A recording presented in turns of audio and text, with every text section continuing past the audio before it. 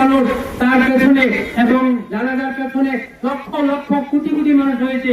পুরো ঢাকা শহর একটা ডায়নামাজ হয়ে গেছে। মানুষ ঢাকা শহর পুরো মাটি আছে, মাটি নাই, ডায়নামাজ হয়ে গিয়েছে। কি বলেন? দেখেন না?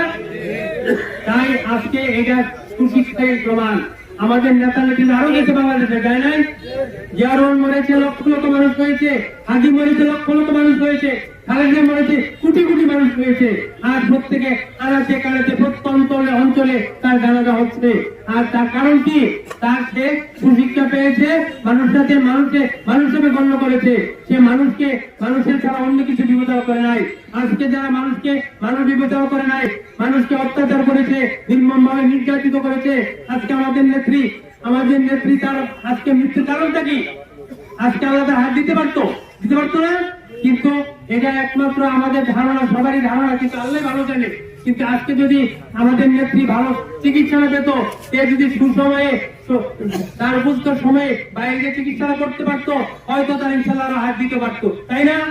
আমরা আমার নেত্রীর কাছে পেতাম। কিন্তু আল্লাহ যা ভালো করে, আল্লাহ ভালো বুঝি, আল্লাহ ভালো করে, আলহামদুলিল্লাহ। আমরা এটা অসন্তুষ্ট না, কি বলেন? আল্লাহ যখন যা মনে করেছে এটা আমরা সন্তুষ্ট। আল্লাহ ভালো বুঝে তারে কখন কি করবে, কে কখন কতটুকু ইজ্জত পাবে, সম্মান পাবে। আমরা দেখেন নাই? দেশ থেকে নেত্রী আরো দিয়েছে, কিন্তু কি সম্মান পেয়েছে তারাও দেখা উচিত যে